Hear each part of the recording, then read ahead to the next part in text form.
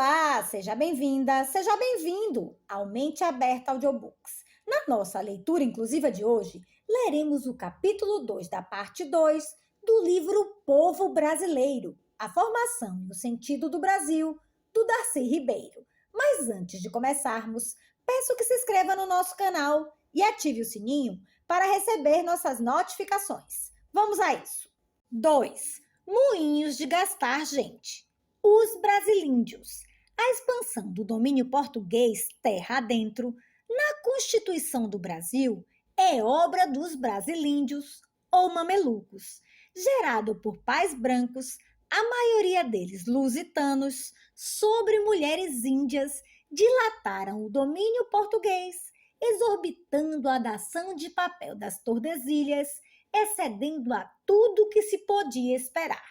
Os portugueses de São Paulo foram os principais gestadores dos brasilíndios ou mamelucos. O motor que movia aqueles velhos paulistas era, essencialmente, a pobreza da feitoria paulistana, mera vilazinha alçada no Planalto, a 4 dias de viagem do mar, que se alcançava dificultosamente através da selva e de águas tormentosas, subindo e descendo escarpas morrarias.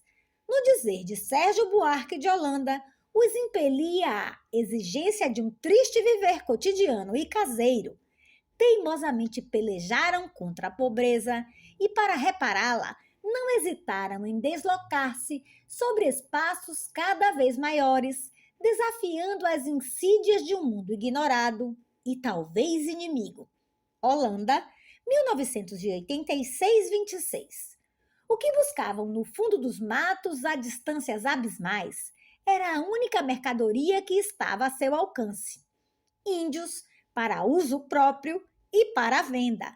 Índios inumeráveis que suprissem as suas necessidades e se renovassem à medida que fossem sendo desgastados. Índios que lhes abrissem roças, caçassem, pescassem, cozinhassem, produzissem tudo o que comiam, usavam ou vendiam. Índios, peças de carga, que lhes carregassem toda a carga ao longo dos mais longos e ásperos caminhos. Desgastadas as tribos escravizáveis que viviam por perto, os brasilíndios paulistas os foram buscar nos esconsos em que estivessem. Para isso, se organizavam em bandos imensos de mamelucos e seus cativos, que por meses e até anos se deslocavam a pé, descalços, nas bandeiras ou remando as canoas das monções. Nas entradas mais profundas e pioneiras que duravam anos, viajavam uns quantos meses e acampavam para plantar e colher roças com que se supriam de mantimentos para prosseguir viagem sertão adentro, através de matas e de campos naturais. Vanguardas avançadas sondavam o caminho, procurando aldeias indígenas ou missões de índios capturáveis, ou se precavendo contra assaltos de índios hostis.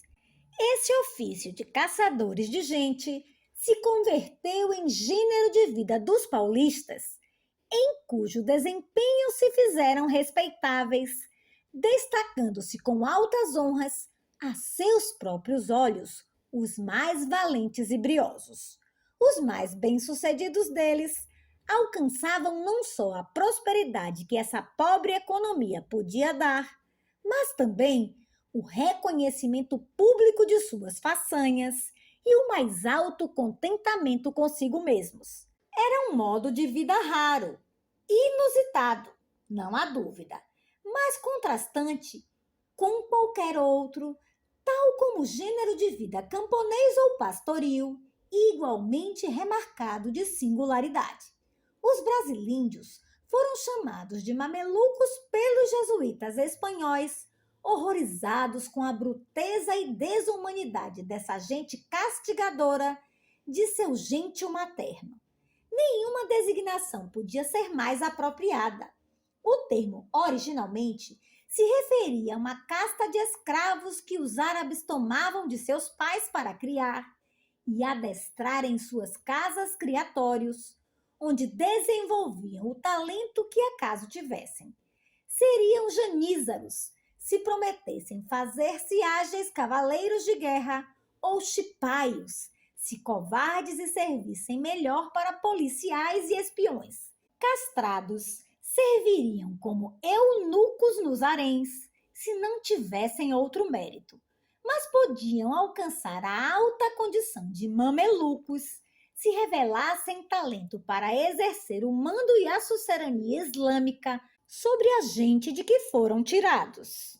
É evidente que o apelido aplicado aos paulistas expressa o ressentimento amargo de um jesuíta, provavelmente o padre Ruiz de Montoya, autor da Conquista Espiritual, que relata o padecimento terrível das missões jesuíticas paraguaias assaltadas pelos bandeirantes paulistas. Nossos mamelucos ou brasilíndios foram, na verdade, a seu pesar, heróis civilizadores, serviçais del rei, impositores da dominação que os oprimia. Seu valor maior como agentes da civilização advinha de sua própria rusticidade de meio-índios, incansáveis nas marchas longuíssimas e, sobretudo, no trabalho de remar de sol a sol, por meses e meses, afeitos à bruteza selvagem da selva tropical, herdeiros do saber milenar acumulado pelos índios sobre terras, plantas e bichos da Terra Nova para os europeus, mas que para eles era a morada ancestral. Outro valor assinalável era a sua flexibilidade de gente recém-feita, moldável a qualquer nova circunstância, com a consistência do couro, não a do ferro e do bronze, cedendo, dobrando-se, amoldando-se às asperezas de um mundo rude, como diz Sérgio Buarque de Holanda, 1986-29. Os brasileiros ou mamelucos paulistas foram vítimas de duas rejeições drásticas: a dos pais, com quem queriam identificar-se, mas que os viam como impuros filhos da terra, aproveitavam bem seu trabalho enquanto meninos e rapazes, e depois os integravam às suas bandeiras, onde muitos deles fizeram carreira. A segunda rejeição era a do gêntil materno. Na concepção dos índios, a mulher é um simples saco em que o macho deposita sua semente. Quem nasce é o filho do pai e não da mãe, assim visto pelos índios, não podendo identificar-se com uns nem com outros de seus ancestrais que o rejeitavam. O mameluco caía numa terra de ninguém, a partir da qual constrói sua identidade de brasileiro. Assim é que, por via do cunhadismo levado a extremo, se criou um gênero humano novo que não era, nem se reconhecia e nem era visto como tal pelos índios, pelos europeus e pelos negros. Esse gênero de gente alcançou uma eficiência inexcedível a seu pesar, como agentes da civilização. Falavam sua própria língua, tinham sua própria visão do mundo, dominavam uma alta tecnologia de adaptação à floresta tropical. Tudo isso aurido do seu convívio compulsório com os índios de matriz tupi. Sua vida venturosa devia ser mais atrativa para jovens índios do que a pasmaceira de suas aldeias. Assim é que a vasta documentação do aliciamento espontâneo de índios, que preferiam viver o destino dos brasilíndios, produzindo eles próprios seus índios de cativeiro. Ao contrário do espanhol, que sempre que pôde comandou como um cavaleiro, o mameluco abriu seu mundo vasto, andando de pé descalço, em fila, por trilhas e estreitos sendeiros, carregando cargas no próprio ombro e no de índios e índias cativos. Estes eram os transportadores de tudo, de enfermos e até de mortos, mas também de damas e muitos renoás, que se faziam carregar por índios em redes e cadeirinhas. Frederick, em 1967, comparando-os com seus ímulos do Canadá, os Courrier de Bois, que se multiplicaram nos primeiros séculos, supõe que não se lhes abriria outro caminho histórico senão o extermínio quando sociedades europeias mais estruturadas, fundadas em famílias regulares, colonizaram aquelas áreas. É pelo menos curioso o contraste entre o desempenho histórico daqueles mateiros nortistas, vestindo roupa de couro, calçando mocassim e só falando as línguas indígenas, em comparação com a energia pungente dos mamelucos ou brasilíndios que vieram a fazer o Brasil. Esses mateiros do norte representaram papel capital. Foram eles que devassaram o Canadá e o ocuparam até a venda do território aos ingleses. Creio que são descendentes deles os Quebecois, que amargaram uma vizinhança hostil com os anglo-canadenses que ocuparam o território numa colonização feita por famílias regulares. Outros mamelucos foram os que abriram o que é hoje o território argentino, uruguaio e paraguaio.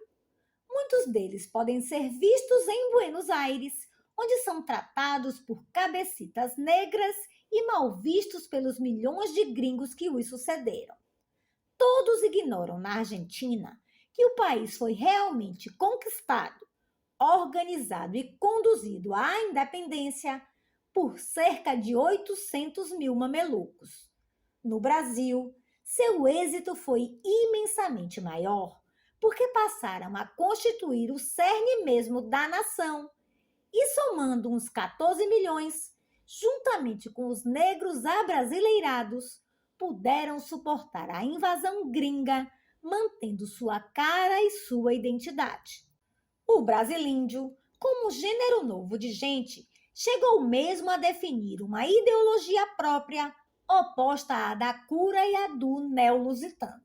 A melhor expressão dela se encontra na citada carta em que Domingos Jorge Velho, o principal dos paulistas, reclama ante o rei quanto à inépcia e hipocrisia dos que se opunham à ação mameluca. Não foi tarefa nada fácil ao mameluco se fazer agente principal da história brasileira. Enfrentaram, de um lado, a odiosidade jesuítica e a má vontade dos Renois, e de outro, todas as dificuldades imensas de sua dura vida de sertanistas, inclusive a hostilidade dos índios arredios, tais como os Aimoré da Bahia, os Botocudo de Minas Gerais e do Espírito Santo, os Caiugangue e os Xocleng do Sul, os Chavante de Mato Grosso e, sobretudo, os Bororó e Caiapó, que se moviam por extensas áreas através dos cerrados, além dos rios Araguaia e Tocantins, cientes do destino trágico que teriam se capturados. Esses tapuia eram principalmente povos de sistema adaptativo ajustado às condições do cerrado, muito contrastante com o modo de vida dos agricultores da floresta tropical. Sua própria forma de fazer a guerra era outra, preferindo desfechar golpes de tacape ou varar o inimigo com lanças. Como cativos, eram quase inúteis, por não terem familiaridade nenhuma com os hábitos agrícolas dos Tupi-Guarani, adotados pelos mamelucos, mas, sobretudo, por exigirem vigilância permanente para não fugirem, matando, se possível, seu captor. Habituados a percorrer imensas distâncias em seus deslocamentos, os tapuia, principalmente os caiapó, atacavam sempre inesperadamente nos lugares mais distantes, fazendo prisioneiros sempre que podiam, sobretudo meninas e mulheres que incorporavam à tribo. Essa característica os converteu no pavor dos bandeirantes e depois, através de séculos, das populações sertanejas que estavam a seu alcance. Frente a esses índios, escolados no enfrentamento com agentes da civilização, Mesmo as vantagens inicialmente indiscutíveis das armas de fogo se anularam. Sagacíssimos e manhosos, eles percorriam longas distâncias a partir de suas aldeias para atacar gente desprevenida com chuvas de suas flechas silenciosas, por vezes ervadas. Enquanto um bandeirante levava o clavinote sustentado numa forquilha e armava o complicado disparador, o índio mandava de 3 a 5 flechadas. Era indispensável, entretanto, passar sobre os territórios desses índios hostis para alcançar as tribos de plantadores de mandioca e milho, mais dóceis como escravos e mais úteis, desde a primeira hora, nas tarefas corriqueiras. Isso porque a cultura adaptativa básica daqueles índios era e permaneceu sendo por séculos afora a dos povos tupi, cuja língua foi a fala dos brasilíndios e cujos hábitos e práticas eram quase os mesmos. A vida do índio cativo não podia ser mais dura como cargueiro ou remador, que eram seus trabalhos principais. Pertencente a quem o apressasse, ele era um bem semovente, desgastado com a maior indiferença, como se isso fosse o seu destino. Mesmo porque havia um estoque aparentemente inesgotável de índios para repor os que se gastavam. Alguns textos coloniais, concernentes a grupos indígenas que facilitaram o assentamento do europeu e aceitaram colaborar com eles, exigem algumas ponderações, principalmente as de que, acossados por outras tribos indígenas, pudessem eles achar menos terrível a dura vida e os sofrimentos debaixo dos cristãos que a permanência na terra em guerra contra seus inimigos. É também de supor que um jovem índio, recrutado por um bandeirante como guerreiro, se pudesse destacar, preando outros índios e sendo premiado por isso ou louvado como extraordinário caçador, como guia e mateiro, de olhos vivos e de grande sabedoria, para atravessar florestas e cerrados. Alguns grupos tribais, ainda que conscritos à economia colonial, lograram manter certa autonomia na qualidade de aliado dos brancos para suas guerras contra outros índios. O relevante nesse caso é que, em lugar de amadurecerem para a civilização, passando progressivamente da condição tribal à nacional, da aldeia à vila, como supuseram tantos historiadores, esses núcleos autônomos permaneceram irredutivelmente indígenas ou simplesmente se extinguiram pela morte de seus integrantes. Onde quer que se tenha dados concretos, se pode observar que a coexistência da aldeia indígena com o núcleo colonizador segue-se o crescimento deste e a extinção daquela, cuja população vai diminuindo, ano após ano, até desaparecer. Nos raros casos em que logram sobreviver uns tantos indígenas, todos eles mantêm sua identificação étnica. Pesquisas etnológicas empreendidas por mim mesmo revelaram o alto grau de resistência dessas etnias tribais, que continuam congregando as lealdades dos seus membros e definindo-se como indígenas, mesmo quando submetidas durante décadas a pressões aculturadoras e assimiladoras. Ribeiro, 1970. Contra essa resistência étnica, nada puderam, ontem nem hoje, todos os que contra ela se lançaram. Tão inúteis foram as ameaças de chacinamento como as pressões integradoras exercidas com total intolerância pelos missionários e também os métodos ditos persuasórios dos órgãos oficiais de assistência. Índios e brasileiros se opõem como alternos étnicos em um conflito irredutível que jamais dá lugar a uma fusão. Onde quer que um grupo tribal tenha a oportunidade de conservar a continuidade da própria tradição pelo convívio de pais e filhos, preserva-se a identificação étnica, qualquer que seja o grau de pressão assimiladora que experimente.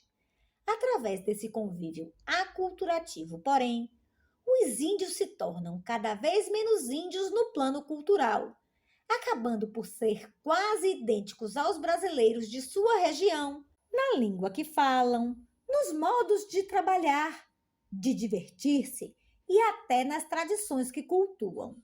Não obstante, permanecem identificando-se com sua etnia tribal e, sendo assim, identificados pelos representantes da sociedade nacional com quem mantêm contato.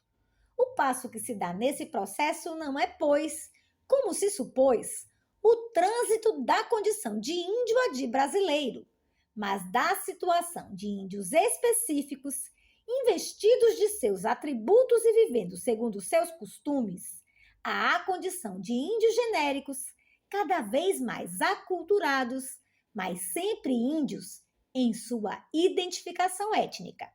Os afro-brasileiros. Os negros do Brasil foram trazidos principalmente da costa ocidental africana.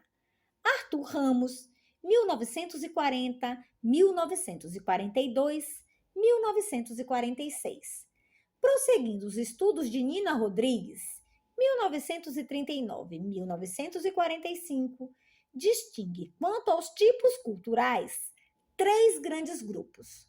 O primeiro, das culturas sudanesas, é representado principalmente pelos grupos Yorubá, chamados Nagô, pelos Dahomey, designados geralmente como GG, e pelos Fanti Ashanti, conhecidos como Minas, além de muitos representantes de grupos menores da Gâmbia, Serra Leoa, Costa da Malagueta e Costa do Marfim. O segundo grupo trouxe ao Brasil culturas africanas islamizadas, principalmente os Perru, os Mandinga e os Hausa do norte da Nigéria, identificados na Bahia como negros malê e no Rio de Janeiro como negros alufá.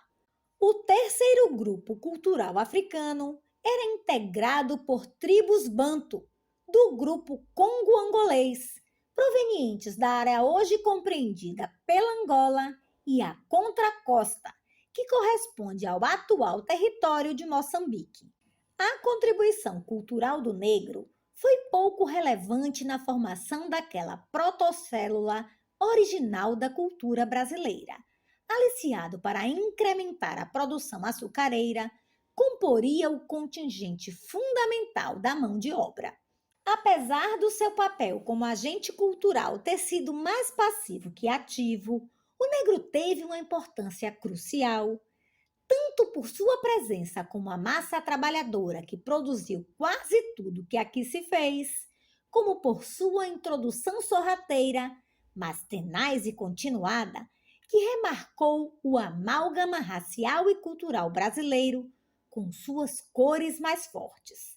Tal como ocorreu aos brancos, vindos mais tarde a integrar-se na etnia brasileira, os negros, encontrando já constituída aquela protocélula luso-tupi, tiveram de nela aprender a viver, plantando e cozinhando os alimentos da terra, chamando as coisas e os espíritos pelos nomes tupis incorporados ao português, fumando longos cigarros de tabaco e bebendo cauim. Os negros do Brasil, trazidos principalmente da costa ocidental da África, foram capturados, meio ao acaso, nas centenas de povos tribais que falavam dialetos e línguas não inteligíveis uns aos outros. A África era então, como ainda hoje o é, em larga medida, uma imensa babel de línguas. Embora mais homogêneos no plano da cultura, os africanos variavam também largamente nessa esfera. Tudo isso fazia com que a uniformidade racial não correspondesse a uma unidade linguístico-cultural que ensejasse uma unificação, quando os negros se encontraram submetidos todos à escravidão. A própria religião, que hoje, após ser trabalhada por gerações e gerações, constitui-se uma expressão da consciência negra, em lugar de unificá-los, então os desunia. Foi até utilizada como fator de discórdia, segundo confessa o Conde dos Arcos. A diversidade linguística e cultural dos contingentes negros introduzidos no Brasil, somada a essas hostilidades recíprocas que eles traziam da África e à política de evitar a concentração de escravos, oriundos de uma mesma etnia nas mesmas propriedades e até nos mesmos navios negreiros, impediu a formação de núcleos solidários que retivessem o patrimônio cultural africano. Encontrando-se dispersos na Terra Nova, ao lado de outros escravos, seus iguais na cor e na condição servil, mas diferentes na língua, na identificação tribal e frequentemente hostis pelos referidos conflitos de origem, os negros foram compelidos a incorporar-se passivamente no universo cultural da nova sociedade. Dão, apesar de circunstâncias tão adversas, um passo adiante dos outros povoadores ao aprender o português com que os capatazes lhes gritavam e que, mais tarde, utilizariam para comunicar-se entre si. Acabaram conseguindo aportuguesar o Brasil, além de influenciar de múltiplas maneiras as áreas culturais onde mais se concentraram, que foram o Nordeste açucareiro e as zonas de mineração do centro do país. Hoje, aquelas populações guardam uma flagrante feição africana na cor da pele, nos grossos lábios e nos narigões fórnidos, bem como em cadências e ritmos e nos sentimentos especiais de cor e de gosto. Nos dois casos, o engenho e a mina, os negros escravos se viram incorporados compulsoriamente a comunidades atípicas, porque não estavam destinados a atender às necessidades de sua população, mas sim aos desígnios venais do Senhor. Nelas, à medida que eram desgastados para produzir o que não consumiam, iam sendo radicalmente deculturados pela erradicação de sua cultura africana. Simultaneamente, vão se aculturando nos modos brasileiros de ser e de fazer, tal como eles eram representados no universo cultural simplificado dos engenhos e das minas. Têm acesso, desse modo, a um corpo de elementos adaptativos, associativos e ideológicos, oriundo daquela protocélula étnica tupi que se consentiu sobreviver nas empresas para o exercício de funções extraprodutivas. Só através de um esforço ingente e continuado, o negro escravo iria reconstituindo suas virtualidades de ser cultural, pelo convívio de africanos de diversas procedências com a gente da terra, previamente incorporada à protoetnia brasileira, que o iniciaria num corpo de novas compreensões mais amplo e mais satisfatório. O negro transita assim da condição de boçal, preso ainda à cultura autóctone e só capaz de estabelecer uma comunicação primária com os demais integrantes do novo contorno social, à condição de ladino, jamais integrado na nova sociedade e na nova cultura. Esse negro boçal, que ainda não falava o português, ou só falava um português muito trôpego, era, entretanto, perfeitamente capaz de desempenhar as tarefas mais pesadas e ordinárias na divisão de trabalho do engenho ou da mina. Concentrando-se em grandes massas nas áreas de atividade mercantil mais intensa, onde o índio escasseava cada vez mais, o negro exerceria um papel decisivo na formação da sociedade local. Seria, por excelência, o agente de europeização que difundiria a língua do colonizador e que ensinaria aos escravos recém-chegados as técnicas de trabalho, as normas e valores próprios da subcultura a que se via incorporado. Consegue, ainda assim, exercer influência, seja emprestando dengues ao falar lusitano, seja impregnando todo o seu contexto com o pouco que pôde preservar da herança cultural africana. Como esta não podia expressar-se nas formas de adaptação, por diferir consideravelmente no plano ecológico e tecnológico dos modos de prover a subsistência na África, nem tampouco nos modos de associação, por estarem rigidamente prescritos pela estrutura da colônia como sociedade estratificada a que se incorporava na condição de escravo, sobreviveria principalmente no plano ideológico, porque ele era mais recôndito e próprio. Quer dizer, nas crenças religiosas e nas práticas mágicas, a que o negro se apegava no esforço ingente por consolar-se do seu destino e para controlar as ameaças do mundo azaroso em que submergira. Junto com esses valores espirituais, os negros retêm no mais recôndito de si tanto reminiscências rítmicas e musicais, como saberes e gostos culinários. Essa parca herança africana, meio cultural e meio racial, associada às crenças indígenas, emprestaria, entretanto, à cultura brasileira, no plano ideológico, uma singular fisionomia cultural.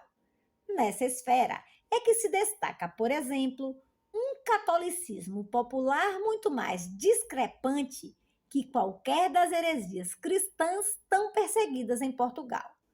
Conscritos nos guetos de escravidão, é que os negros brasileiros participam e fazem o Brasil participar da civilização de seu tempo.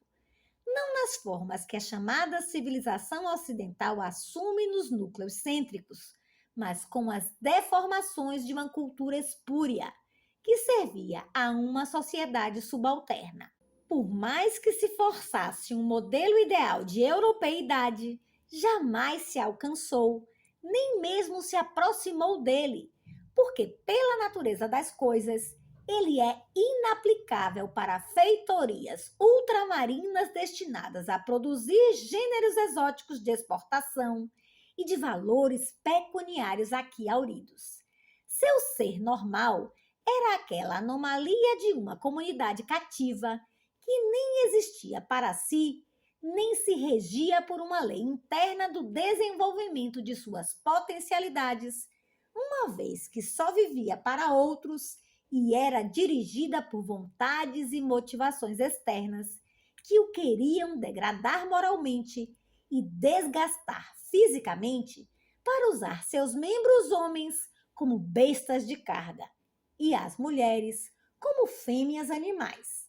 As diferenças entre os dois modelos, não sendo degradações nem enfermidades, não podiam jamais ser reestruturadas ou curadas. De fato, era o Brasil que se construía a si mesmo como correspondente à sua base ecológica, o projeto colonial, a monocultura e o escravismo do que resulta uma sociedade totalmente nova. A empresa escravista, fundada na apropriação de seres humanos, através da violência mais crua e da coerção permanente, exercida através dos castigos mais atrozes, atua como um amor desumanizadora e deculturadora de eficácia incomparável.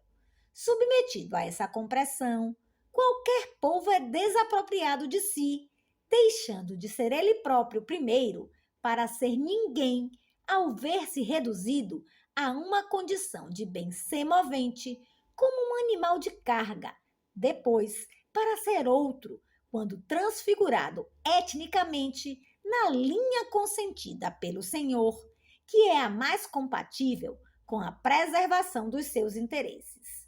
O espantoso é que os índios, como os pretos, postos nesse engenho deculturativo, consigam permanecer humanos. Só o conseguem, porém, mediante um esforço inaudito de autorreconstrução no fluxo do seu processo de desfazimento. Não tem outra saída, entretanto, uma vez que da condição de escravo só se sai pela porta da morte ou da fuga. Portas estreitas pelas quais, entretanto, muitos índios e muitos negros saíram, seja pela fuga voluntarista do suicídio, que era muito frequente, ou da fuga, mais frequente ainda, que era tão temerária, porque quase sempre resultava mortal. Todo negro alentava no peito uma ilusão de fuga, era suficientemente audaz para, tendo uma oportunidade, fugir, sendo por isso supervigiado durante seus 7 a 10 anos de vida ativa no trabalho. Seu destino era morrer de estafa, que era sua morte natural. Uma vez desgastado, podia até ser alforriado por imprestável, para que o senhor não tivesse que alimentar um negro inútil. Uma morte prematura numa tentativa de fuga era melhor, quem sabe, que a vida do escravo trazido de tão longe para cair no inferno da existência mais penosa. Sentindo que é violentado, sabendo que é explorado, ele resiste como lhe é possível. Deixam de trabalhar bem se não forem convenientemente espancados, diz um observador alemão.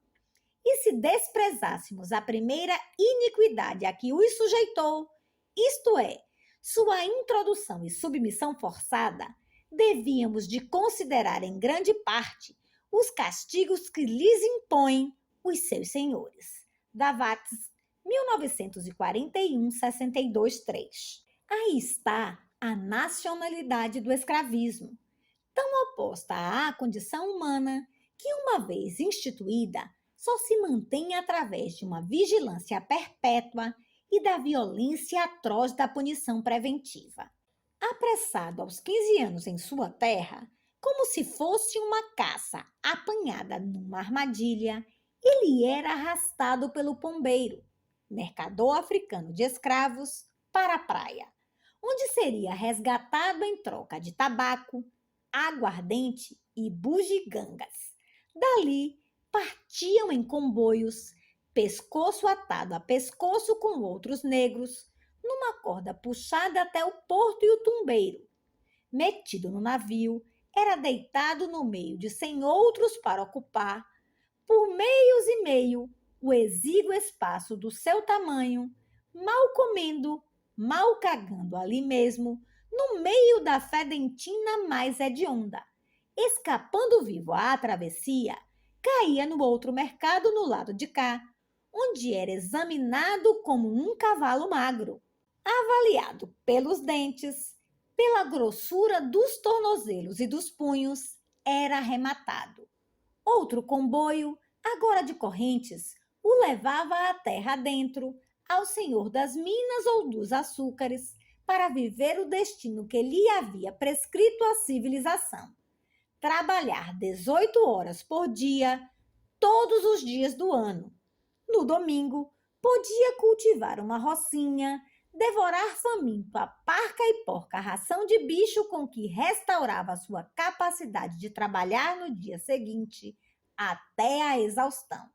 Sem amor de ninguém, sem família, sem sexo que não fosse a masturbação, sem nenhuma identificação possível com ninguém, seu capataz podia ser um negro, seus companheiros de infortúnio inimigos, maltrapilho e sujo, feio e fedido, perebento e enfermo, sem qualquer gozo ou orgulho do corpo, vivia a sua rotina. Esta era sofrer todo o dia o castigo diário das chicotadas soltas, para trabalhar atento e tenso. Semanalmente, vinha um castigo preventivo, pedagógico, para não pensar em fuga. E quando chamava a atenção, recaía sobre ele um castigo exemplar, na forma de mutilações de dedos, do furo de seios, de queimaduras com tição, de ter todos os dentes quebrados criteriosamente, ou dos açoites no pelourinho, sobre 300 chicotadas de uma vez, para matar, ou 50 chicotadas diárias para sobreviver. Se fugia e era apanhado, podia ser marcado com ferro em brasa, tendo um tendão cortado, viver peado com uma bola de ferro, ser queimado vivo em dias de agonia, na boca da fornalha, ou de uma vez só, jogado nela para arder como um graveto oleoso. Nenhum povo que passasse por isso como sua rotina de vida, através de séculos, sairia dela sem ficar marcado indelevelmente. Todos nós, brasileiros, somos carne da carne daqueles pretos e índios supliciados. Todos nós, brasileiros, somos por igual a mão possessa que os supliciou. A doçura mais terna e a crueldade mais atroz a que se conjugaram para fazer de nós a gente sentida e sofrida que somos e a gente insensível e brutal que também somos. Descendentes de escravos e de senhores de escravos, seremos sempre servos da malignidade destilada e instalada em nós, tanto pelo sentimento da dor intencionalmente produzida para doer mais, quanto pelo exercício da brutalidade sobre homens, sobre mulheres, sobre crianças convertidas em pasto de nossa fúria. A mais terrível de nossas heranças é esta de levar sempre conosco a cicatriz de torturador impressa na alma e pronta a explodir na brutalidade racista e classista. Ela é que encandece ainda hoje em tanta autoridade brasileira predisposta a torturar, serviciar e machucar os pobres que lhes caem às mãos. Ela, porém, provocando crescente indignação, nos dará forças amanhã para conter os possessos e criar aqui uma sociedade solidária. Os neobrasileiros, graças à autoidentificação própria e nova que iam assumindo e também ao acesso a múltiplas inovações socioculturais e tecnológicas, as comunidades neobrasileiras nascentes se capacitaram a dar dois passos evolutivos. Primeiro, o de abranger maior número de membros do que as aldeias indígenas, liberando parcelas crescentes deles das tarefas de subsistência para o exercício das funções especializadas. Segundo, incorporar todos eles numa só identidade étnica, estruturada como um sistema socioeconômico integrado na economia mundial. Apesar de terem um alto grau de autossuficiência, dependiam de certos artigos importados, sobretudo de instrumentos de metal, sal, pólvora e outros mais que não podiam produzir. Já não viviam, portanto, como indígenas encerrados sobre si mesmos e voltados fundamentalmente ao provimento da subsistência. Ao contrário, mantinham vínculos mercantis externos para prover-se dos referidos bens em troca do seu principal artigo de exportação, que fora inicialmente o pau de tinta. Depois, o índio apresado como escravo e, afinal, a produção de alguma mercadoria de exportação. Produzir essa mercadoria passou a ser sua razão de viver. Por longo tempo, contudo, a população básica desses núcleos coloniais neobrasileiros exibiria uma aparência muito mais indígena que negra e europeia, pelo modo como moravam, pelo que comiam, por sua visão do mundo e pelo idioma que falavam. Tal indianidade era, sem dúvida, mais aparente que real, porque o apelo às formas indígenas de adaptação à natureza, a sobrevivência das antigas tradições, o próprio uso da língua indígena, estavam postos agora a serviço de uma entidade nova, muito mais capaz de crescer e expandir-se. Conforme assinalamos, enquanto o aumento da população indígena só conduzia à participação das tribos em microetnias tendentes a diferenciar-se, independentizar-se e dispersar-se, as novas comunidades constituíam unidades operativas capazes de crescer conjugadamente na forma de uma macroetnia. O idioma tupi foi a língua materna de uso corrente desses neobrasileiros até meado do século XVII. De fato, o tupi, inicialmente, se expandiu mais que o português como a língua da civilização. Sobre a formação e a difusão da língua geral, ver Cortesão 1958 e Holanda 1945. Com efeito, a língua geral, o Nengatu, que surge no século XVI do esforço de falar o tupi com boca de português, se difunde rapidamente como a fala principal, tanto dos núcleos neo-brasileiros como dos núcleos missionários. Cumpre primeiro a função de língua de comunicação dos europeus com os tupinambá de toda a costa brasileira, logo após o descobrimento. Depois, a de língua materna dos mamelucos da Bahia, Pernambuco, Maranhão e São Paulo. Mais tarde, se expande juntamente com a população como língua corrente, tanto das reduções e vilas que os missionários e os colonos fundaram no Vale Amazônico, como dos núcleos gaúchos que se fixaram no extremo sul, frente aos povoadores espanhóis. É de notar que, sendo a língua geral uma variante muito pouco diferenciada do guarani falado naqueles séculos, tanto em território paraguaio, onde se converte em língua materna, como no que viria a ser a Argentina e o Uruguai de hoje, estamos, como se vê, frente a uma enorme área linguística tupi-guarani, seguramente a mais ampla das áreas linguísticas americanas. Assim era já antes da chegada do europeu, uma vez que tribos do tronco tupi ocupavam quase todo o litoral atlântico do Brasil atual e subiam terra dentro pelo sistema fluvial do Prata, ocupando vastas regiões do Vale do Amazonas. Esta área linguística corresponde, grosso modo, aos territórios atuais do Brasil, do Paraguai e do Uruguai. Essa é a que os neo-brasileiros fizeram sua, falando tupi para se comunicar com as tribos que ali viviam e a que eles sucederiam ecologicamente no mesmo espaço. A substituição da língua geral pela portuguesa como língua materna dos brasileiros só se completaria no curso do século XVIII. Mas desde antes vinha se efetuando, de maneira mais rápida e radical, onde a economia era mais dinâmica e, em consequência, era maior a concentração de escravos negros e de povoadores portugueses, e mais lentamente nas áreas economicamente marginais, como a Amazônia e o extremo sul.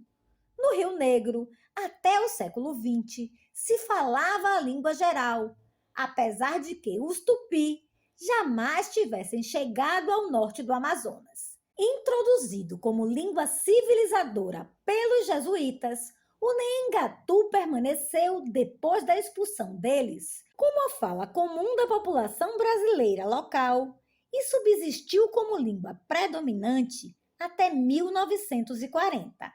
Censo Nacional 1940. No sul, a presença de uma vasta área guaranítica na Bacia do Prata se comprova, de um lado, pela toponímia predominantemente guarani, das zonas de antiga ocupação do Uruguai e da Argentina, e, de outro lado, pela presença atual do guarani como a língua vernácula do Paraguai. O mesmo processo de sucessão ocorre com a tecnologia produtiva. Inicialmente quase só indígena, ela vai sendo substituída, com o passar dos séculos, por técnicas europeias, tanto mais rapidamente quanto mais completamente se integra cada zona na economia mercantil e se moderniza. Ainda assim, ao longo dos séculos, a tecnologia do Brasil rústico foi e continua sendo basicamente indígena, no que diz respeito à subsistência, baseada no cultivo e no preparo da mandioca, do milho, da abóbora e das batatas e de muitas outras plantas, bem como as técnicas indígenas de caça e de pesca. Essa base tecnológica indígena, desde o primeiro momento, vem sendo enriquecida por contribuições europeias que, pouco a pouco, aumentaram a sua produtividade. Era o caso dos instrumentos de ferro, machados, facas, facões, foices, enxadas, anzóis. Das armas de fogo para a caça e para a guerra, de aparelhos mecânicos como a prensa, que às vezes substituiu o tipiti indígena trançada de palha, do monjolo, grande morteiro de água com que se pila o milho, das moendas de espremer cana, da roda hidráulica, do carro de boi, da roda do oleiro, do tear composto, do descaroçador de algodão e ainda dos tachos e panelas de metal que substituíam o torrador de cerâmica para o tratamento da farinha de mandioca e, por fim, dos animais domésticos, galinhas, porcos, bois, cavalos, utilizados para alimentação, caça, transporte e tração. As casas dos novos núcleos se reduzem enormemente de dimensão em relação às malocas indígenas, porque, em lugar de acolherem famílias extensas, abrigando centenas de pessoas, agora acolhem famílias menores ou a escravaria. Melhora, porém, a técnica de edificação com o emprego da taipa e do adobe cru na construção das casas mais humildes e de tijolos, pedras, cal e telhas para as senhoriais. Simultaneamente, as residências da gente mais rica se engalanam com um mobiliário mais elaborado, deslocando as redes de dormir para dar lugar a acatres, às cestas trançadas, substituídas por canastras de couro ou arcas de madeira, a que mais tarde se somariam mesas, bancos, armários e oratórios. A tudo isso se acrescentam logo as técnicas de preparo e de uso do sal e do sabão, da aguardente, das lâmpadas de azeite, dos couros curtidos, de novos remédios, de sandálias e de chapéus. Os principais elementos aglutinadores dos novos núcleos são um comando administrativo e político, representado localmente pelas autoridades seculares e eclesiásticas, e uma gerência socioeconômica a cargo do empresário de produtores e comerciantes. A unidade de comando dessa estrutura do poder permitiu às comunidades nascentes crescerem e se diferenciarem cada vez mais num componente rural e outro urbano. O primeiro assentado principalmente nas fazendas, sob o mando de seus proprietários, mas trabalhadas por escravos negros ocupados na produção mercantil e por gente nascida na terra. Estes últimos devotados a funções administrativas e de defesa e à produção de alimentos. O segundo era constituído pela parcela urbanizada da população, regida por capitães e prelados e ativado por trabalhadores braçais, artesãos, comerciantes, funcionários e sacerdotes. Sua função era administrar o empreendimento colonial, conformá-lo como possessão portuguesa, plasmá-lo dentro dos cânones da cultura lusitana e totalmente fiel à Igreja Católica, Apostólica e Romana. No conjunto dessa população colonial, destaca-se prontamente uma camada superior, desligada das tarefas produtivas, formada por 3 setores letrados, participantes de certos conteúdos eruditos da cultura lusitana. Tais eram uma burocracia colonial comandada por Lisboa, que exercia as funções de governo civil e militar, outra religiosa, que cumpria o papel de aparato de indoutrinação e catequese dos índios e de controle ideológico da população, sob a regência de Roma.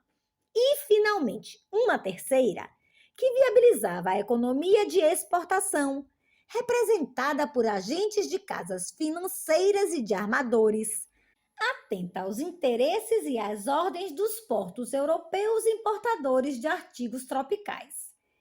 Esses 3 setores, mais seus corpos de pessoal auxiliar instalados nos portos, constituiriam o comando da estrutura global. Compunham um componente urbano de montante tão ponderável quanto o das sociedades europeias da época, formadas elas também por populações majoritariamente rurais. Era, de fato, uma subestrutura da rede metropolitana europeia, menos independente que seus demais componentes, porque estava intermediada por Lisboa. Os brasileiros.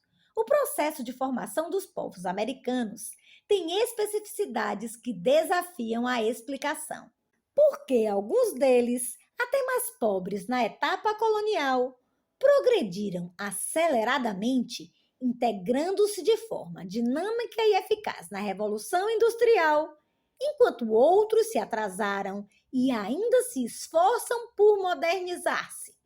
Evidentemente, os povos transplantados, cuja identidade étnica já veio perfeitamente definida da Europa, encontram em sua própria configuração facilidades de incorporar-se a uma nova civilização surgida no seio de suas matrizes. Outro é o caso de povos que estavam se fazendo como uma configuração totalmente diferente de suas matrizes, que enfrentava a tarefa de difundir os povos que reuniu, tão diversos uns dos outros. É tarefa sua, inclusive, definir sua identidade étnica, a qual não pode ser a de meros europeus de ultramar. Outra arguição posta pela história é sobre a causa da uniformidade linguística dos povos americanos.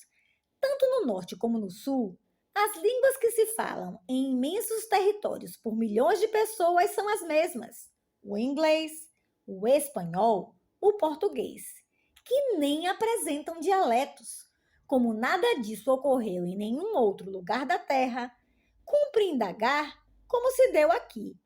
O nome Brasil, geralmente identificado com o pau de tinta, é na verdade muito mais antigo. Velhas cartas e lendas do mar Oceano traziam registros de uma ilha Brasil, referida provavelmente por pescadores ibéricos que andavam à cata de bacalhau. Gandra, 1929. Mas ele foi quase imediatamente referido à Nova Terra, ainda que o governo português quisesse lhes dar nomes pios que não pegaram. Os mapas mais antigos da costa já a registram como brasileira, e os filhos da terra foram também desde logo chamados brasileiros. Entretanto, o uso do nome como gentílico, que um povo atribua a si mesmo, só surgiria muito depois.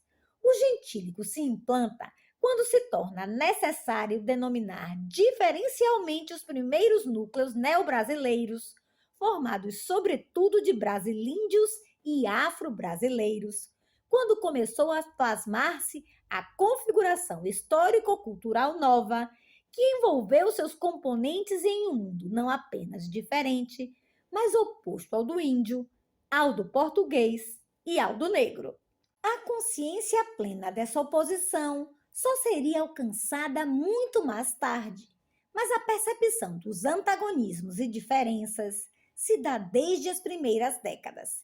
Revela-se na prevenção do nativo com relação ao metropolitano e, como contrapartida, no desprezo deste pela gente da terra.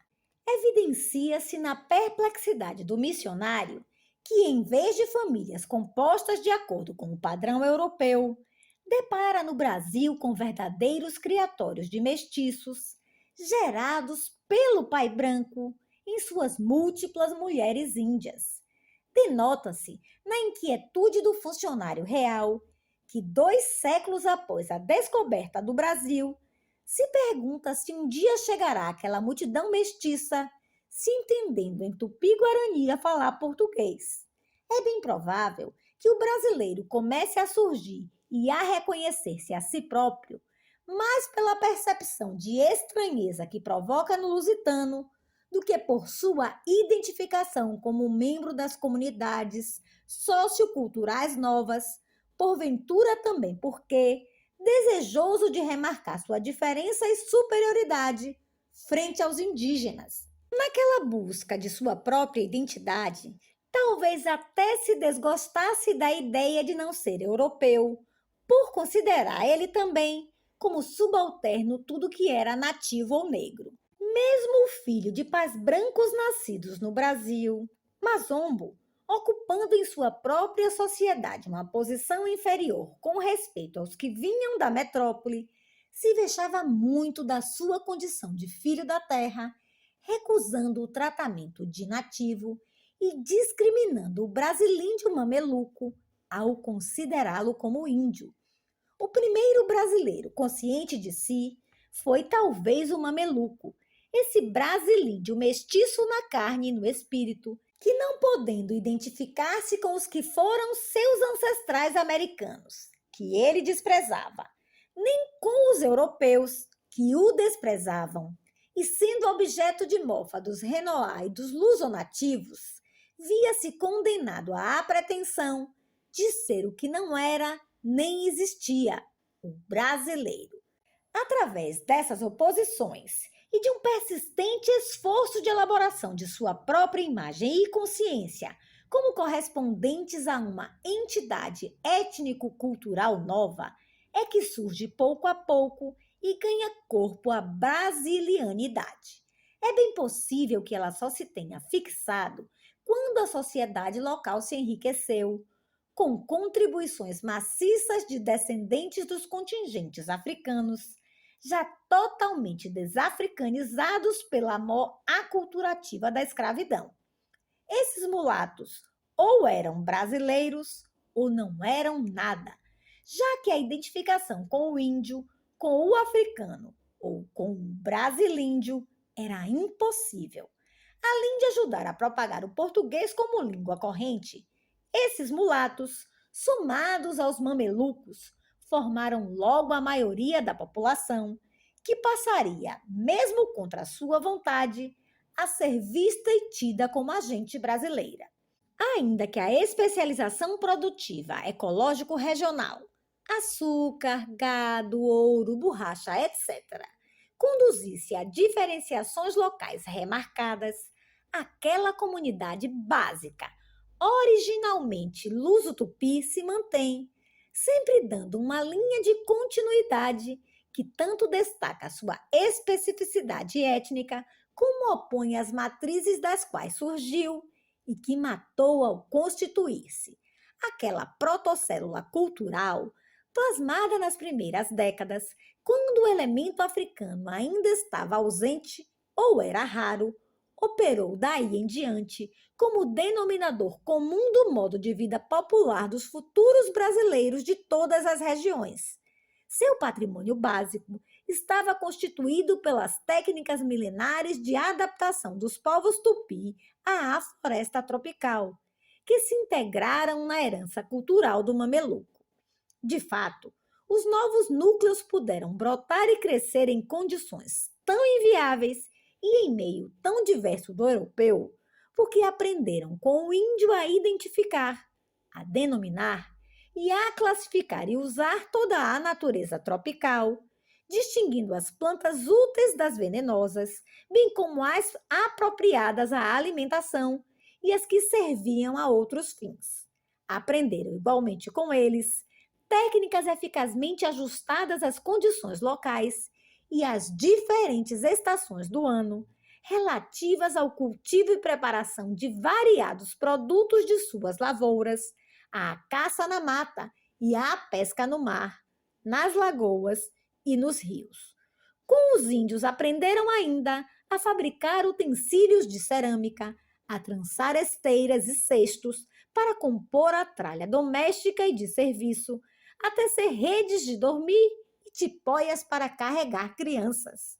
Foi com os índios também que aprenderam a construir as casas mais simples, ajustadas ao clima, como os mocambos, com os materiais da terra, nos quais viveria a gente comum, a fabricar canoas com casca de árvore ou cavadas a fogo em um só tronco.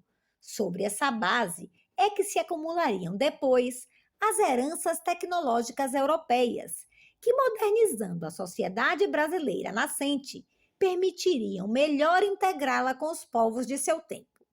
Enfim, Atuar produtivamente sobre uma natureza diversa da europeia e da africana, em condições climáticas também distintas, preenchendo os requisitos necessários à sobrevivência nos trópicos.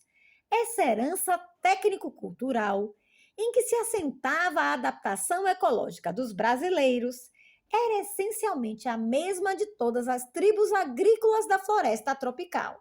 Tinha, porém, muitas peculiaridades que a faziam reconhecível como de origem tupi. Para tanto aqui se somam à língua falada pelos neo-brasileiros, o Nengatu, que era uma variante do tronco tupi, a fórmula ecológica específica de sobrevivência nos trópicos, com base na agricultura deles, que era também tupi, e a própria constituição genética dos núcleos mamelucos, gerados por pais europeus, principalmente nas Índias da costa, que eram predominantemente tupi. Para tudo somado, dar aos brasileiros originais uma flagrante fisionomia tupi. Com efeito, enquanto neotupis, é que os núcleos mamelucos brasileiros opunham-se às outras matrizes indígenas, tratando-as genericamente como tapuias, desprezando-as etnocentricamente como gente inferior, porque não falavam a mesma língua, não comiam farinha de mandioca, nem se comportavam como era cabível a verdadeiros homens. Mesmo a etnologia brasileira, só no presente século tornou-se capaz de distinguir a multiplicidade de povos, confundida sob aquela designação genérica, e de apreciar suas verdadeiras características culturais. As pesquisas de Curti no Muendaju demonstraram o caráter especializado e relativamente avançado das culturas Gé. Nesse sentido, o Brasil é a realização derradeira e penosa dessas gentes tupis, chegadas à costa atlântica 1 ou 2 séculos antes dos portugueses, e que, desfeitas e transfiguradas, vieram dar no que somos, uns latinos tardios de além-mar, amorenados na fusão com brancos e com pretos, deculturados das tradições de suas matrizes ancestrais, mas carregando sobrevivências delas que ajudam a nos contrastar tanto com os lusitanos. Como se vê, estava constituída já uma fórmula extraordinariamente feliz de adaptação do homem ao trópico como uma civilização vinculada ao mundo português, mas profundamente diferenciada dele. Sobre essa massa de neo-brasileiros, feitos pela transfiguração de suas matrizes, é que pesaria a tarefa de fazer Brasil. A assunção de sua própria identidade pelos brasileiros, como de resto por qualquer outro povo, é um processo diversificado, longo e dramático. Nenhum índio criado na aldeia, creio eu, jamais virou um brasileiro. Tão irredutível é a identificação étnica. Já o filho da Índia, gerado por um estranho, branco ou preto, se perguntaria quem era, se já não era índio, nem tampouco branco ou preto. Seria ele o proto-brasileiro, construído como um ser negativo feito de sua ausência de etnicidade? Buscando uma identidade grupal reconhecível para deixar de ser ninguém, ele se viu forçado a gerar sua própria identificação. O negro escravo, enculturado numa comunidade africana, permanece ele mesmo na sua identidade original até a morte. Posto no Brasil, esteve sempre em busca de algum irmão da comunidade longínqua com quem confraternizar. Não um companheiro, escravo ou escrava como ele próprio, mas alguém vindo de sua gente africana, diferente de todos os que via aqui, ainda que eles fossem negros escravos. Sobrevivendo a todas as provações, no trânsito de negro boçal a negro ladino, ao aprender a língua nova, os novos ofícios e novos hábitos, aquele negro se refazia profundamente. Não chegava, porém, a ser alguém, porque não reduzia jamais seu próprio ser à simples qualidade comum de negro na raça e de escravizado. Seu filho crioulo, nascido na Terra Nova, racialmente puro ou mestiçado, este sim, sabendo-se não africano como os negros boçais que via chegando, nem branco, nem índio os seus mestiços, se sentia desafiado a sair da ninguém-dade, construindo sua identidade. Seria assim ele também um proto-brasileiro por carência. O brasilíndio, como o afro-brasileiro, existiam numa terra de ninguém, etnicamente falando, e é a partir dessa carência essencial para livrar-se da ninguém-dade de não índios, não europeus e não negros que eles se veem forçados a criar a sua própria identidade étnica, a brasileira. O português, por mais que se identificasse com a Terra Nova, gostava de se ter como parte da gente metropolitana. Era um reinou, e esta era a sua única superioridade inegável. Seu filho também certamente preferiria ser português. Terá sido assim até que aqueles mamelucos e índios e aqueles negros mestiçados ganhassem entidade como identificação coletiva para que o Mozambo deixasse de permanecer lusitano. Temos aqui duas instâncias: a do ser formado dentro de uma etnia, sempre irredutível por sua própria natureza, que amarga o destino do exilado, do desterrado, forçado a sobreviver no que sabia ser uma comunidade de estranhos, estrangeiro ele a ela, sozinho ele mesmo. A outra, do ser igualmente desgarrado como cria da terra, que não cabia, porém, nas entidades étnicas aqui constituídas, repelidos por elas como um estranho, vivendo à procura de sua identidade. O que se abre para ele é o espaço da ambiguidade, sabendo-se outro, tem dentro de sua consciência de se fazer de novo, acercando-se dos seus similares outros, compor com eles um nós coletivo viável. Muito esforço custaria definir essa entidade nova como humana, se possível melhor que todas as outras. Só por esse tortuoso caminho deixariam de ser pessoas isoladas como ninguém aos olhos de todos.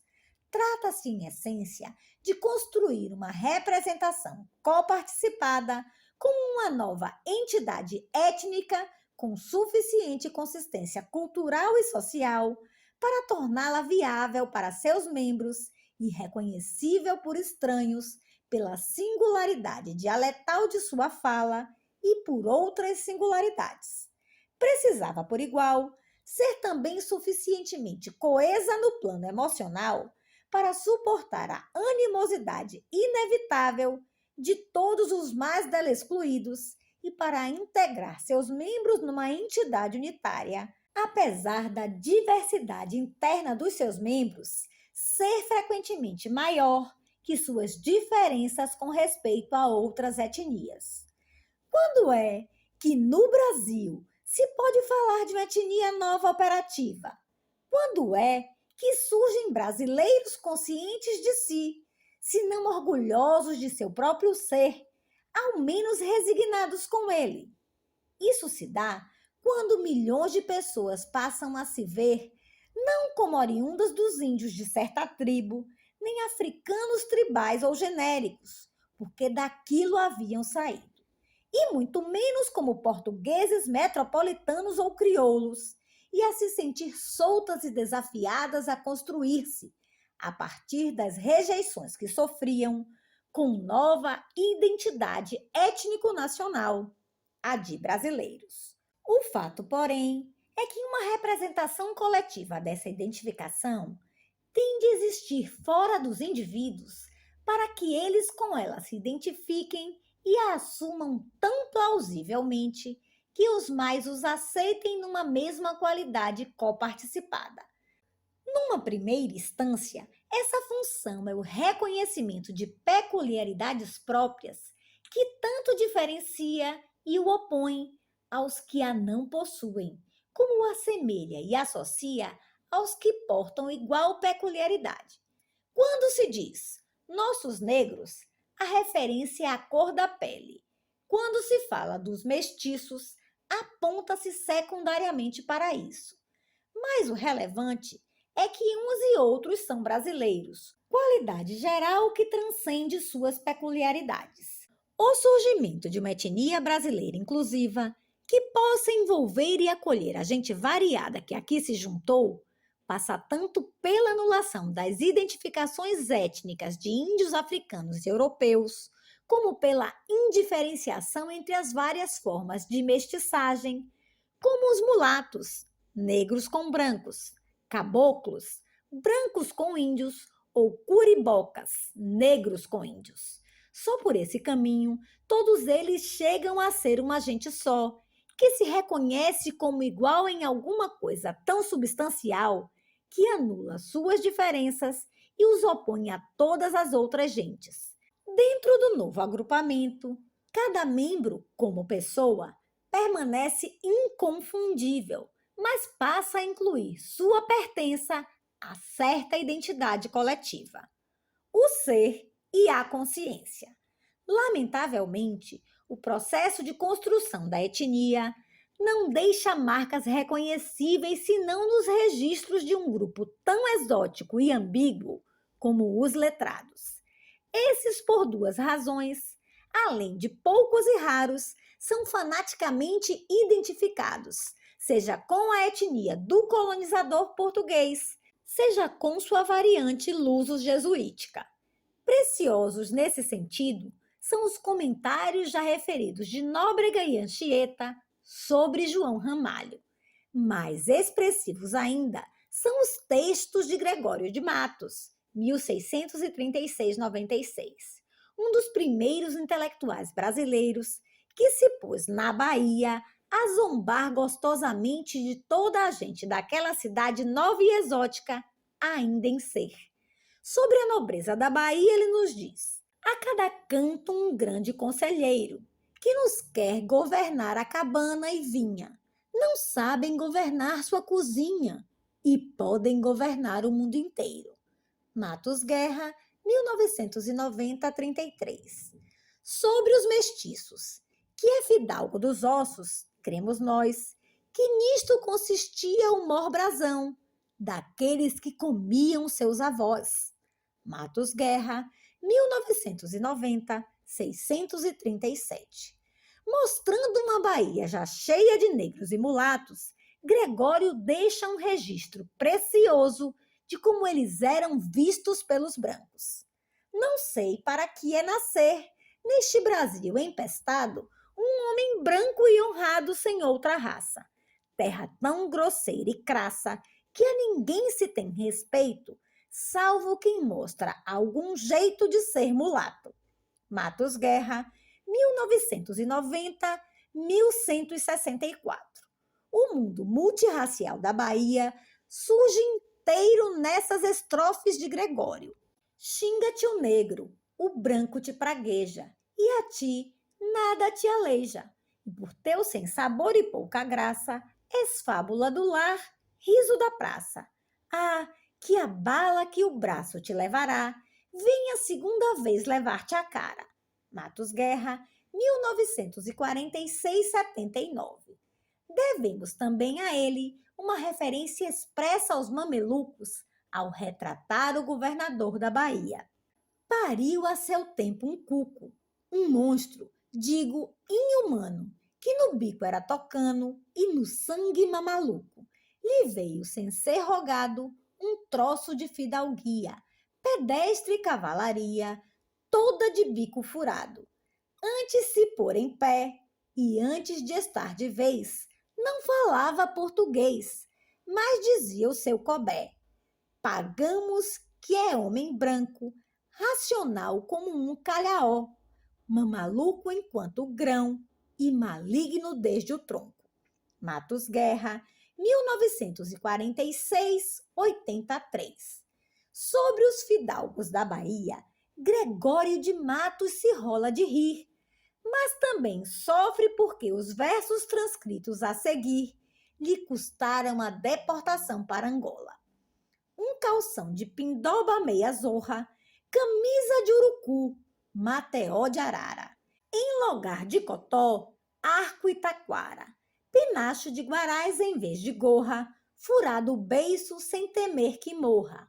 O pai que lhe envarou com uma titara, sendo a mãe a que a pedra lhe aplicara, por reprimir-lhe o sangue que não corra. Alarve sem razão, bruto sem fé, sem mais lei que a do gosto, e quando erra, de fauno se tornou em Abaeté. Não sei como acabou, nem em que guerra. Só sei que deste Adão de Massapê, uns fidalgos procedem desta terra. Matos Guerra, 1946-148. O melhor testemunho daqueles tempos se deve a Frei Vicente do Salvador, natural da Bahia. Foi o primeiro intelectual assumido como inteligência do povo nascente, capaz de olhar nosso mundo e os mundos dos outros com olhos nossos, solidário com nossa gente, sem dúvidas sobre nossa identidade e até com a ponta de orgulho que corresponde a uma consciência crítica. A quase todos os escribas de depois, até hoje em dia, faltam essas qualidades de amor à terra que faz de nós um povo descabeçado por falta de intelectualidade própria, nativista, que iluminaria a visão do nosso povo entre os povos diante do nosso destino. Doutor em Coimbra, frade franciscano, Frei Vicente ajudou a construir o convento de Santo Antônio no Rio de Janeiro e chegou a vigário-geral de Salvador, numa carreira de grandes êxitos. Em 1627, deu por concluída a sua história do Brasil dizendo: "Sou de 63 anos e já é tempo de tratar só de minha vida e não das alheias. Vive 10 anos a mais, na esperança de ver sua obra publicada, o que só sucederia em 1888, numa primeira edição parcial de Capistrano de Abreu, de excelente qualidade. Nisso Portugal jamais falhou. Calava todas as vozes que falassem do Brasil, principalmente as louvandeiras. O Frei devia ser homem de boa comicidade. Pelo menos escrevia com muito bom humor. Conta que seu pai foi salvo de um naufrágio quando vinha para o Brasil fugindo da madrasta, do governador Mendes Sá, matador e fustigador de índios, revela que morreu gozoso de suas vitórias. De Duarte Coelho, fundador de Pernambuco, único donatário eficiente, conta que, voltando à metrópole, lá morreu desgostoso por haver el rei recebido com remoques e pouca graça. Acresce ainda à crônica colonial a notícia de que o poderoso Tomé de Souza, que esperou anos impaciente a licença para voltar ao reino, ao recebê-la teria dito: "Verdade é que eu desejava muito e me crescia água na boca quando cuidava em ir para Portugal.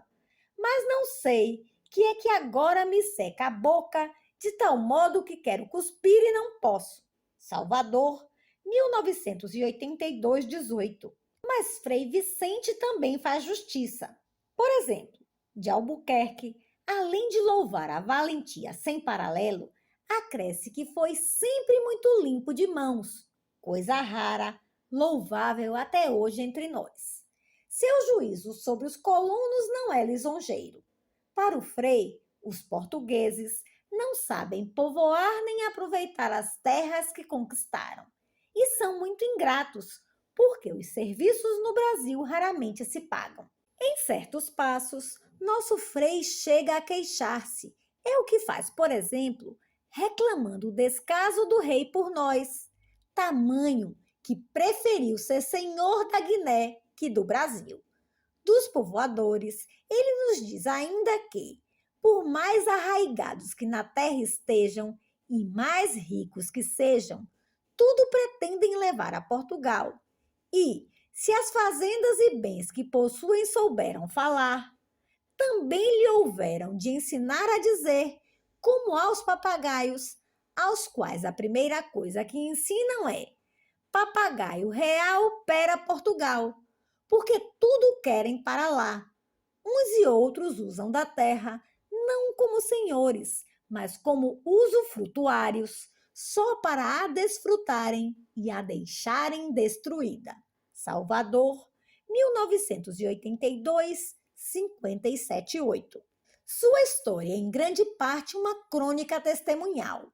Além de viver meio século com olhos de ver tudo o que sucedia a seu redor, ouviu numerosos velhos que podiam contar de experiência própria o que sucedeu em eras anteriores.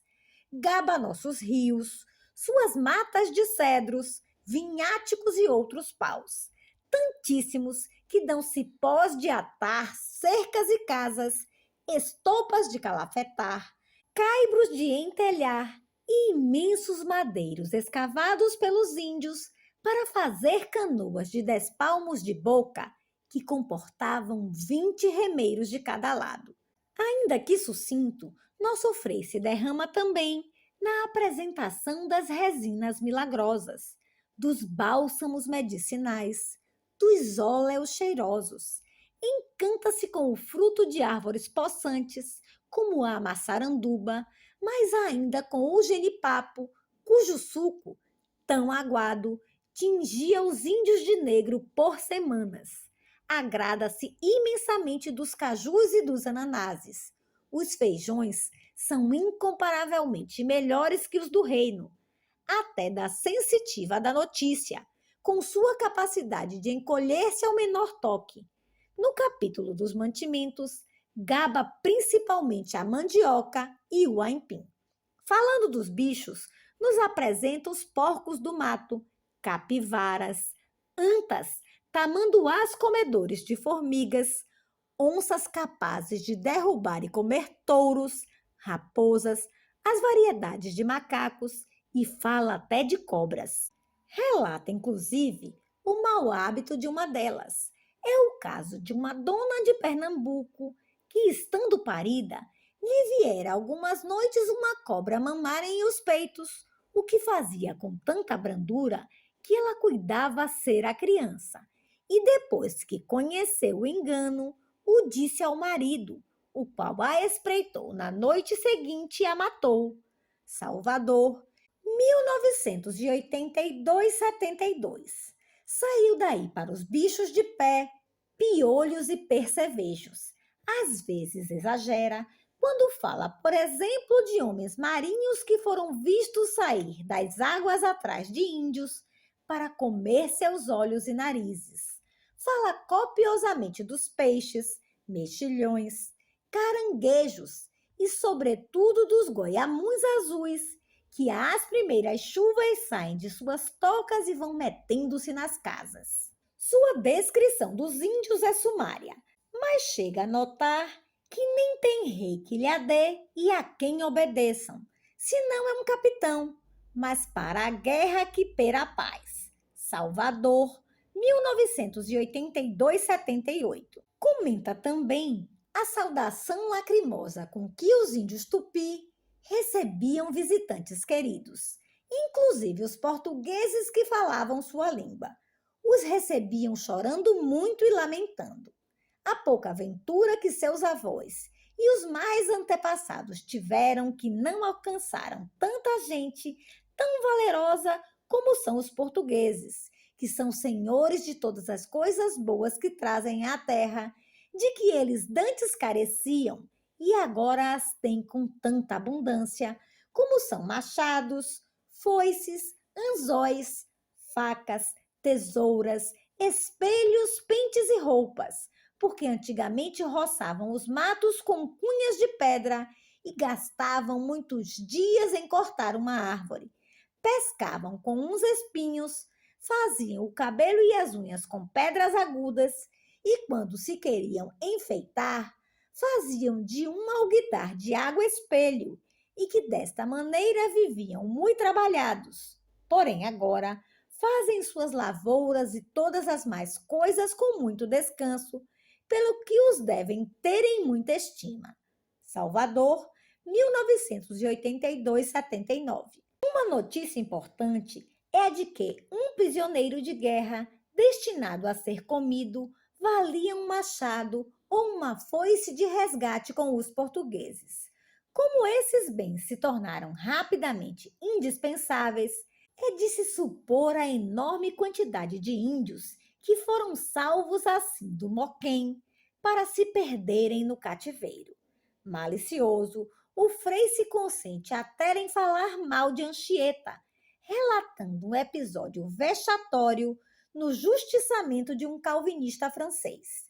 Ele nos diz: vendo ser o algoz pouco destro em seu ofício e que se detinha em dar a morte ao réu, e com isso angustiava e punha em perigo de renegar a verdade que já tinha sido confessada, repreendeu o algoz e o industriou para que fizesse com presteza o seu ofício.